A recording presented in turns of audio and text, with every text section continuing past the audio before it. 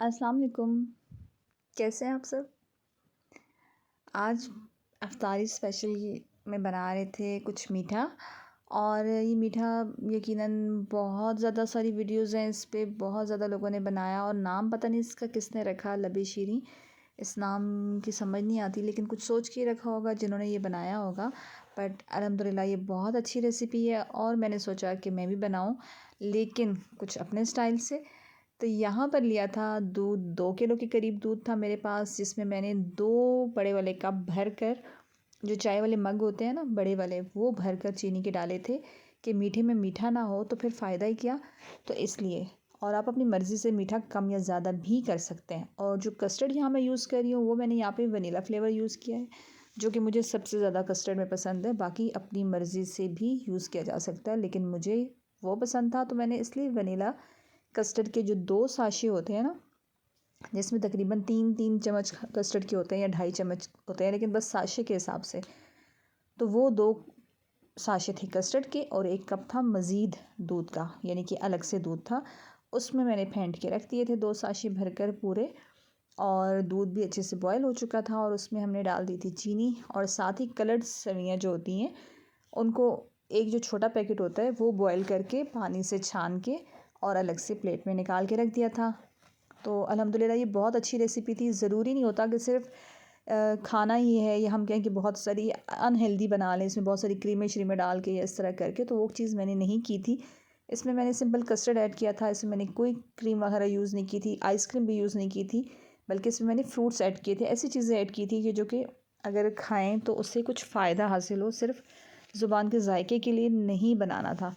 तो यहाँ पर कस्टर्ड को हमने पकाया था काफ़ी अच्छे से। अक्सर लोग कहते हैं कस्टर्ड फ़ौरन थिक होता है और बाद में पतला हो जाता है, तो वो इसलिए हो जाता है कि उसको हम टाइम नहीं देते। फ़ौरी तौर पे बस कस्टर्ड डाला, थोड़ा सा थिक हुआ तो उतार लिया। उसको थोड़ा टाइम दें, उसको पकने दें, कम से कम 10 मिनट मैंने मज़ीद भी पकाया था। और जो ये सेवइयाँ थी कलर्ड वाली, इनको मैंने हाफ़ कुक किया था, मतलब कि बहुत ज़्यादा गली हुई नहीं थी। इसलिए नहीं गली हुई थी कि इनको दोबारा मैंने कस्टर्ड के साथ भी तकरीबन 5 मिनट के लिए पकाना था। तो जब तक वो निखरी निखरी खड़ी खड़ी नज़र ना आए तो वो अच्छी नहीं लगती देखने में भी। तो यहाँ पर ये पहले तो चिपकी चिपकी सी लग रही थी, पानी से गुजारी हुई थी फिर भी, लेकिन जब कस्टर्ड में गई तो फिर ये सब अलग अलग से होगी, दाने दाने जैसे नज़र आ रही हैं। और तकरीबन 5 मिनट इसको मैंने मज़ीद थोड़ी सी आंच दरमियानी से तेज़ के दरमियान रख के, और फिर इसको मैंने पकाया था थोड़ा सा। और रोज़े की वजह से मीठे का अंदाज़ा नहीं हो सका था, लेकिन अल्हम्दुलिल्लाह मीठा बिल्कुल परफेक्ट था।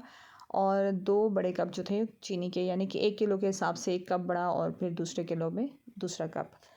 तो यहाँ पर इसको 5 मिनट मैंने तेज़ आंच पे पकाया था सेवइयाँ डाल के। उसके बाद तो यहाँ पर ये अच्छी तरीके से तकरीबन तकरीबन पक चुका था, और बहुत ही इसका अपना ही टेक्सचर जो था वो इतना क्रीमी था, क्योंकि सिर्फ दूध था ना, और जो कस्टर्ड मिक्स किया था वो भी दूध में किया था। और जब ये पक चुका था इतना अच्छे से, तो इसमें आइसक्रीम डालना या क्रीम डालना तो ठीक है, उसका फ्लेवर अच्छा आ सकता है, उसको हम मज़े के लिए खा सकते हैं, लेकिन वो इतना भी हेल्दी नहीं है कि हम, और या जिनको कोलेस्ट्रॉल का मसला है तो वो तो बिल्कुल भी शामिल नहीं करें, बल्कि वो गाय के दूध के साथ कुक करें, ऐसी कोई भी चीज़ हो तो वो ज़्यादा अच्छा लगेगा, जायके के लिए भी और सेहत के लिए भी। तो यहाँ पर रूम टेम्परेचर पे इसको हमने ठंडा किया था, और ये फ़िलहाल तो कढ़ाई के बीच में ही था। और साथ ही मैंने जेली भी बना ली थी स्ट्रॉबेरी फ्लेवर में, आप अपनी मर्ज़ी का कोई भी फ्लेवर उसमें कर सकते हैं। और साथ ही मैंने ये कलरफुल सी प्लेट भी सेट कर ली थी, जो कि मैंने कुछ यूँ सेट किया था। उसमें स्ट्रॉबेरीज़ थी, बनाना था, वो भी अपनी अपनी मर्ज़ी से मिकदार में, मेरा ज़्यादा कस्टर्ड था इसलिए। और साथ में सेब था और केला भी था।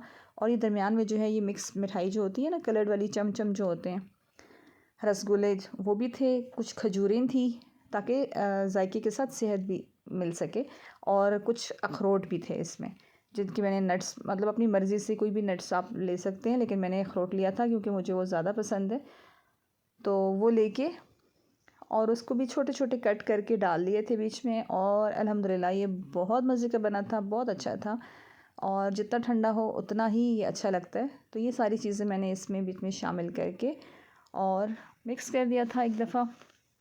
अगर आप चाहें तो जब ये ठंडा हो जाए अच्छी तरह से, तो फिर आइसक्रीम अगर ऐड करनी हो तो उस वक्त ऐड करें, आइसक्रीम का कप लेके या फिर अगर घर की बनी हुई आइसक्रीम है जो भी, तो 2-3 स्कूप्स डाल के उसको सर्व कर सकते हैं, लेकिन उसको बहुत ज़्यादा मिक्स नहीं करना, हल्का हल्का सा मिक्स करना है ताकि आइसक्रीम नज़र आती रहे। और यहाँ पर जेली के कुछ क्यूब्स थे, कलर के लिए भी और टेस्ट के लिए भी। तो मुझे ये स्ट्रॉबेरी का फ्लेवर पसंद था, तो इसलिए मैंने जेली स्ट्रॉबेरी की, और जहाँ बीच में जो फ्रूट्स डाले थे हमने फ्रेश, उसका टेस्ट बहुत अच्छा आ रहा था, बहुत मज़े का था। और इसका टेक्सचर अगर देखें तो बग़ैर क्रीम और आइसक्रीम के भी ये बहुत अच्छा लग रहा था, खाने में भी और देखने में भी।